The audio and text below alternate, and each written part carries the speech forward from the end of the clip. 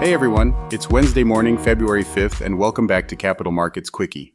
I'm your host, Endrit Cela, here to break down yesterday's market action in just 2 minutes. Let's get started. Before we dive in, a quick note. Today's episode is sponsored by AMF Capital Asset Management Frankfurt.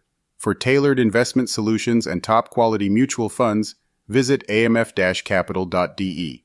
So, after a rough Monday, the stock market bounced back yesterday, with big tech leading the way. The Standard & Poor's 500 rose about 0.7%, the Dow Jones gained around 0.3%, and the Nasdaq jumped nearly 1.4%, recovering some of its earlier losses. Now, what's driving this rally? Well, trade tensions are still front and center. President Trump's additional 10% tariffs on Chinese imports went into effect at midnight. In response, China quickly hit back, imposing 15% tariffs on U.S. coal and liquefied natural gas and 10% duties on things like crude oil, farm equipment, and some cars. While that sounds bad, Wall Street saw some positives. Experts pointed out that China's response was more measured than expected, leaving the door open for possible negotiations. Trump also announced that he plans to speak with China's President Xi Jinping sooner than expected, probably within 24 hours.